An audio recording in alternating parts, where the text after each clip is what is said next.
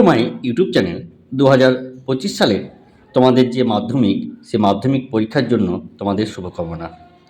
তোমরা আশা করি বাংলা এবং ইংরেজি খুব ভালো পরীক্ষা দিয়েছো এবং সেই প্রশ্নগুলো তোমরা সঠিক মতো লিখে এসেছো।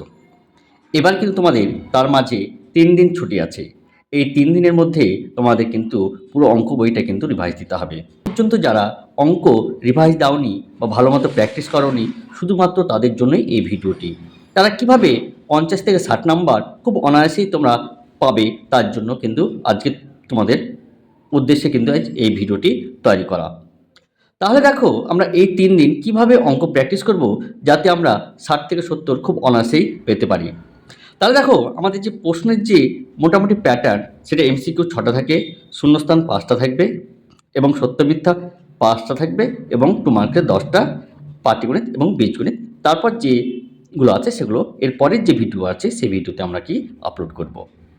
তাহলে আমরা এইটুকু পোর্শন, অর্থাৎ এই একদিনে আজকে অথবা কালকের মধ্যে আমরা এইটুকু পার্টটা যদি করে নিতে পারি, তা আমরা বাকি যে পার্টগুলো আছে সেগুলো আমরা করব। তাহলে আজকের দিন আমরা শুধু এইটুকুটাই কিন্তু আজ ভালো করে তৈরি করব। তাহলে দেখবে তোমরা আজকে এবং কালকের যে ভিডিও আপলোড করব, সেই দুটো মিলে তুমি অনায়াসেই তুমি 60 থেকে 70 নাম্বার কিন্তু তোমরা পেয়ে যাবে। তাহলে আমরা কীভাবে পাবো সেটাই কিন্তু আজকে আমরা আলোচনা করব। তুমি দেখো যে এমসিকিউ আছে 6টা, তুমি এখানে অনায়াসে দেখো 2টো অথবা 3টে পারবে। আমি যদি 3টা বা 2টোই কম করে ধরি, কম করে 2টো ধরলাম, তাহলে বাকি থাকলো আর 4টে। এই 4টে তুমি কিভাবে তৈরি করবে? আমি সাপোজ ধরে নিলাম যে এমসিকিউ যে দাগগুলো ছিল সেটা এ, বি, সি, ডি, ই, এফ। তাহলে এই 6টা কিন্তু তোমার ধরো এমসিকিউ দেওয়া আছে।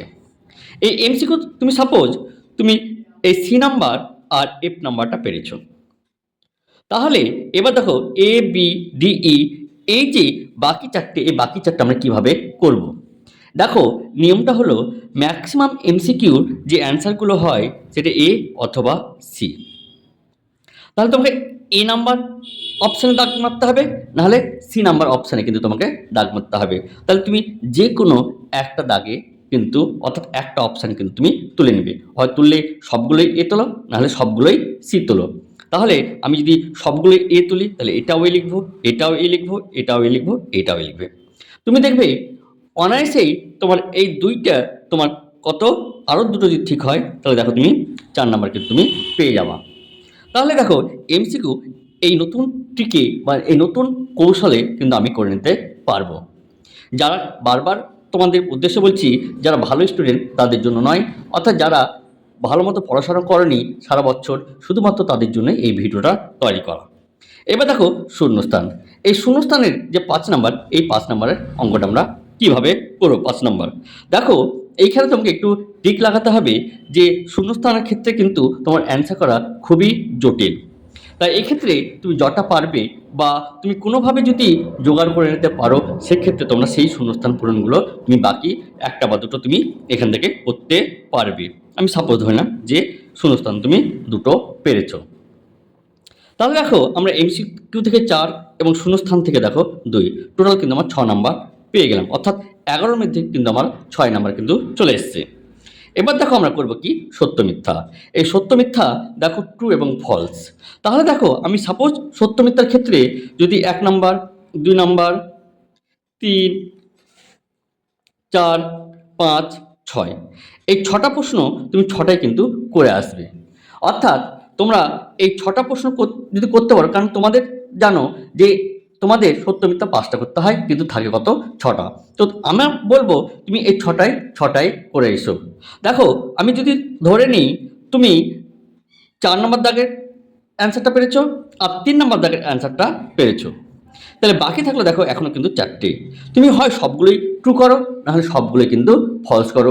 তোমার দেখবে দুটো অবশ্যই কিন্তু দেখবে ঠিক হয়ে গেছে। আর তুমি এখানে কটা, 2টো পেরেছো, আর এখান থেকে দেখো 2টো, তাহলে এখান থেকে দেখো তোমার কি 4 নম্বর কিন্তু হয়ে যাবে। এবার দেখো, সবথেকে টাফেস্ট যে জায়গা, সবথেকে কঠিন জায়গা, সেটা হলো 2 মার্কের কোশ্চেনগুলো তৈরি করা। কারণ তোমরা জানো এই 2 মার্কের যে কোশ্চেনগুলো থাকে, এই 2 মার্কের কোশ্চেনগুলো কিন্তু গোটা বই থেকে থাকে। তাহলে এইখানে তোমাদের কিন্তু একটু প্রশ্ন অ্যান্সার করা একটু ডিফিকাল্ট। যদি পারো তাহলে করবে, নাহলে করবে না। তাহলে এখান থেকে তুমি যদি একটা দুটো পারো তাহলে তোমার কিন্তু সেই নাম্বার কিন্তু অ্যাড হয়ে যাবে। আমি এই পোর্শনটা তোমাকে ছেড়েই দিলাম যে এই পোর্শনে তুমি কোনো অঙ্ক তুমি পারোনি, কিন্তু এগুলো দেখো, এগুলো কিন্তু তোমাকে অবশ্যই অবশ্যই কিন্তু তোমাকে করতে হবে। এবার দেখো পাটিগণিত। পাটিগণিতে দেখো দুটো অধ্যায়, তোমাকে আমি দুটো অধ্যায় করতে বলবো। একটা কি বলবো, সরল সুদ, আর একটা বলবো কি, অংশীদারি কারবার। এবার দেখো আমার যত প্রেডিকশন এই অংশীদারি কারবারের উপর, কারণ তোমার অংশীদারি কারবার থেকে কিন্তু একটা অঙ্ক দিবেই। তো তুমি অংশীদারি কারবারে আমি যে অঙ্ক কটা বলবো সেই অঙ্ক কটা তুমি কিন্তু ভালো করে দেখে যাও, তাহলে অবশ্যই অবশ্যই দেখবে তুমি এখান থেকে একটা অঙ্ক কমন পাবে। আর একটা অঙ্ক কমন পেলে তুমি কত, এখান থেকে তুমি 5 কিন্তু পেয়ে যাবা। তাহলে অংশীদারি কারবার থেকে কিন্তু তুমি একটা অঙ্ক তুমি কমন পাচ্ছ। তাহলে আমরা অংশীদারি কারবারের কোন অঙ্কগুলো করব একটু দেখে নিই। দেখো পেজ নাম্বার তোমার 203, এই 203 পেজের আমরা এখান থেকে কয়েকটা অঙ্ক করব, যে কয়েকটা অঙ্ক তোমার এখানে দেখো যে 5 নম্বর দাগের যে অঙ্কটা আছে, এই 5 নম্বর অঙ্কটা কিন্তু অবশ্যই অবশ্যই তুমি কিন্তু করে যাও। এই 5 নম্বর দাগেরটা কিন্তু খুব ইম্পর্টেন্ট। এবার দেখো তারপর নিচের দিকে চলে আসো, যে এই 8 নম্বর দাগের যে অঙ্কটা, এই 8 নম্বর দাগের অঙ্কটা, 9 নম্বর দাগের অঙ্কটা, এবং দেখো 11 নম্বর দাগের অঙ্কটা। আর এই পরের পেজে দেখো 204 নম্বর পেজের এখান থেকে তুমি করবে এই 12 এবং এই 14। তাহলে এই কটা অঙ্ক। আর এইখানে দেখো তোমার যেটা করে দিয়েছে তোমার 202 নম্বর পেজের দেখো এই 10 এবং 11, এই কটা অঙ্ক তুমি যদি করে দিতে পারো তাহলে অংশীদারি কারবার থেকে অবশ্যই একটা অঙ্ক পারবে। আর যদি মনে হয় যে তুমি সরল সুদ করবে, তাহলে সরল সুদের এখানে দেখো অনেক উদাহরণে কিন্তু অনেক অঙ্ক আছে, সেগুলো কিন্তু একটু দেখে দিতে পারো খুবই ভালো। না হলে দেখো এই 47 নম্বর পেজের কিছু অঙ্ক আছে, এই অঙ্কগুলো তোমার কিন্তু ইম্পর্টেন্ট। অর্থাৎ এখান থেকে দেখো আমরা যদি বলি 17 নাম্বার, এটা পারলে করবে, নাহলে দরকার নাই। এই 18, 19, 20, 18, 19, 20 এই তিনটা অঙ্ক। এবং দেখো এই পেজের যে 13 নম্বর দাগের অঙ্কটা আছে, এই 13 নম্বর অঙ্কটা। অর্থাৎ এই সরস্বত কষা থেকে তুমি এই 4টে বা 5টা অঙ্ক তুমি যদি করতে পারো তাহলে এখান থেকে তুমি কিন্তু একটা অঙ্ক কিন্তু কমন পাবে। তাহলে দেখো তোমাকে বেছে নিতে হবে যে তুমি সরস্বত করবে না চক্রবৃদ্ধি সুদ করবে, কারণ তোমার হাতে কিন্তু খুব অল্প সময়, এই অল্প সময়ের মধ্যেই তোমাকে কিন্তু ডিসিশন নিতে হবে যে সরস্বত করলে ভালো করে তোমাকে সরস্বত করতে অংশীদারি কারবার করতে হবে। তাহলে এই গেল তোমার মোটামুটি পাটিগণিত। তো পাটিগণিত থেকে তুমি একটা অঙ্ক, যে কটা অঙ্ক আমি বললাম সেই কটা অঙ্কের মধ্যে তুমি কিন্তু একটা অঙ্ক কমন পাবে।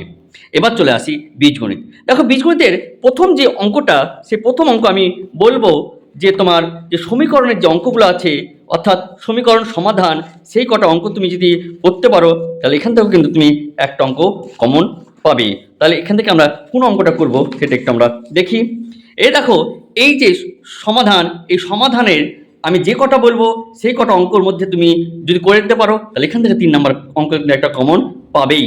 এখান থেকে দেখো 15 থেকে তুমি যদি 19 পর্যন্ত, 15 থেকে 19 পর্যন্ত এই কটা অঙ্ক তুমি যদি করতে পারো তাহলে এখান থেকে কিন্তু একটা অঙ্ক তুমি কমন পাবে। তাহলে এই কটা অঙ্ক তুমি কিন্তু অবশ্যই অবশ্যই কিন্তু দেখেছো। তাহলে আমরা বীজগণিতের যে এখান থেকে যে সমাধান, এই সমাধান থেকে তোমার কিন্তু একটা অঙ্ক থাকবে, এখান থেকে ধরো তুমি একটা 3 নম্বর অঙ্ক কিন্তু কমন পাবেই। তাহলে এই একটা পাটিগণিত এবং একটা কিন্তু বীজগণিত হয়ে গেল। এবার বীজগণিতের আর যে অংশ আছে তোমার এরপরে যে অঙ্ক থাকবে সেটা কি, করণী এবং ভেদ। তুমি জানো করণ থেকে একটা অঙ্ক আসে এবং ভেদ থেকে কিন্তু একটা অঙ্ক আসে। এবার দেখো করণীর এই 2 নম্বর দাগের যে অঙ্কগুলো, এই 2 নম্বর দাগের অঙ্কগুলো একটু করে যাও, কারণ এখান থেকে কিন্তু একটা অঙ্ক তোমার দিবে। এই 2 নম্বর দাগের যে ডি নম্বর অঙ্কটা আছে, এই ডি নম্বর অঙ্ক আর সি নম্বর অঙ্ক, এই দুটো অঙ্ক কিন্তু একটু ভালো করে দেখে যাও। আর যদি তুমি পারো তাহলে এই লাস্ট যে অঙ্কটা আছে 8 নম্বর দাগের অঙ্ক, এই 8 নম্বর দাগের অঙ্কটা কিন্তু করবে। তাহলে এই দ্বিঘাত করণ থেকে তুমি অবশ্যই এই 5টা অঙ্ক তুমি যদি করতে পারো একটা অঙ্ক কিন্তু তুমি কমন পাবে। তাহলে তোমার ভাই ভেদ থেকে অঙ্ক করতে পারো, না হলে কিন্তু তুমি এই দ্বিঘাত করণ থেকে কিন্তু একটা অঙ্ক করতে পারো। তো যদি ভালো মনে হয় তাহলে এই দ্বিঘাত করণের এই যে 3টে বা 4টে অঙ্ক ছিল, এই 4টে বা 3টে অঙ্ক কিন্তু অবশ্যই অবশ্যই তুমি করে যেও। এবার আমরা দেখব যে অনুপাত থেকে কি অঙ্ক থাকে। তোমরা জানো যে অনুপাত থেকে দু ধরনের অঙ্ক থাকে, অর্থাৎ এইভাবে যে অর্থাৎ 4 বা 5 নম্বর দাগের যে এই যে অনুপাতগুলো আছে, এই যে মানগুলো বসিয়ে তোমার বাম পক্ষ এবং ডান পক্ষ ইকুয়াল করা, অর্থাৎ 4 নম্বর দাগের এই তোমার 2 নম্বর দাগের অঙ্কটা ভালো করে, এই 4 নম্বর দাগের এই 2 নম্বর অঙ্কটা এবং 5 নম্বর দাগের এই 2 নম্বর অঙ্ক, তাহলে এই দুটো অঙ্কের মধ্যে তুমি কিন্তু একটা অঙ্ক কিন্তু কমন পেতে পারো। হয় এই দিকটা এই দুটো অঙ্ক ভালো করে করবে, না হলে দেখো এই পরের পেজের দেখো এখানে কিছু কিছু অঙ্ক আছে প্রমাণ, এই অঙ্কগুলোর মধ্যে কিন্তু তোমাকে একটা অঙ্ক দিতে পারে। তাহলে এখানকার মধ্যে সব থেকে যে ইম্পর্টেন্ট অঙ্কটা সেটা হলো কি 10-এর 1 নম্বর দাগের যে অঙ্কটা আছে, 10-এর 1 নম্বর দাগের অঙ্কটা কিন্তু খুবই ইম্পর্টেন্ট, এই অঙ্কটা অবশ্যই করে যাও। তার সাথে সাথে 8-এর যে 1 নম্বর দাগের অঙ্ক আছে, এই 8-এর 1 নম্বর দাগের অঙ্কটা তুমি কিন্তু অবশ্যই ভালো করে যাও। তাহলে তোমাকে এই অনুপাতের এই এই পেজ, না হলে তোমাকে অনুপাতের এই পেজ, অর্থাৎ এই দুটো পেজ থেকে তোমার কিন্তু একটা করে টোটাল দুটো অঙ্ক থাকবে, তোমাকে কিন্তু একটা অঙ্ক করতেই হবে। তাহলে দেখো আমরা যদি নাম্বারিং দেখি তাহলে দেখো বীজগণিতে তুমি যে সমীকরণ গঠন অর্থাৎ সমাধান সেখান থেকে 3 পাবে। আরেকটা অঙ্ক দেখো করণী থেকে তুমি কত পাবে, 3 পাবে। এবং তুমি যদি অনুপাত থেকে করো দেখো এখান থেকেও কিন্তু একটা 3 নাম্বারের অঙ্ক কিন্তু তোমরা কমন পাবে। তাহলে আমরা যদি এখান থেকে নাম্বারটা টোটাল করি তাহলে দেখো 4 আর 2 6, 6 4 10, 10 আর 5 15, 15 আচ্ছা 21, 21 আর 3 দেখো 24 হয়ে গেল। অর্থাৎ আমরা পাটিগণিত এবং বীজগণিত থেকে দেখো অলরেডি কিন্তু আমরা 24 কিন্তু আমাদের হয়ে গেছে। এরপরে তোমার কি আছে উপপাদ্য। দেখো উপপাদ্য তুমি জানো যে উপপাদ্য এই বছর সব থেকে ইম্পর্টেন্ট, যেটা হলো পিথাগোরাসের উপপাদ্য, তার সঙ্গে সঙ্গে কেন্দ্রস্থ কোণ পরিস্থ কোণের দ্বিগুণ এবং তার সাথে যে বৃত্তস্থ চতুর্ভুজের বিপরীত কোণগুলো কি সম্পূরক। অর্থাৎ তুমি যদি এই 3টে উপপাদ্য করে যেতে পারো তাহলে এখান থেকে দেখো তুমি একটা 5 নম্বরের কিন্তু উপপাদ্য তুমি কিন্তু কমন পাবে। এর সাথে সাথে তোমার যে সম্পাদ্য, তাহলে উপপাদ্যতে দেখো 5 আর সম্পাদ্যতে দেখো এখান থেকে কিন্তু 5 পাবে। অর্থাৎ তুমি 5 সম্পাদ্যের 5 নম্বরের জন্য তুমি কোনটা করতে পারো, একটা অন্তবৃত্ত আর মধ্য সমানুপাত যে মান নির্ণয়, সেই মধ্য সমানুপাতের যে মান নির্ণয়ের যে অঙ্কন আছে সেই অঙ্কনটা করতে পারো। তাহলে এখান থেকে তুমি যদি অন্তবৃত্ত অথবা মধ্য সমানুপাতিক যে অঙ্কগুলো আছে সেগুলো যদি করতে পারো তাহলে এখান থেকে দেখো তুমি 5 কিন্তু কমন অবশ্যই পাবে। তাহলে তোমার দেখো এদিকে 24 আর এদিকে 10, তাহলে অলরেডি তোমার দেখো এই 34 কিন্তু হয়ে গেল। তাহলে তুমি এই পর্যন্ত আজকের মধ্যে তুমি কমপ্লিট করে নাও। এর বাকি যে পোর্শনটা আছে কালকের ভিডিওতে আমরা কিন্তু আপলোড করব। তাহলে দেখবে তুমি 60 থেকে 70 নাম্বার অনায়াসে কিন্তু খুব সহজভাবে পেয়ে যেতে পারে। তাহলে এই টিপস ফলো করলে দেখো তোমার কিন্তু অঙ্কে অবশ্যই ভালো নাম্বার হবে। তাহলে আশা করি তুমি নিজের সর্বশেষ বা সর্বচেষ্টা দিয়ে অঙ্কগুলো করো। আজকে ভিডিও এই পর্যন্ত, এরপরে ভিডিওতে আবার তোমাদের সাথে দেখা হবে। ধন্যবাদ।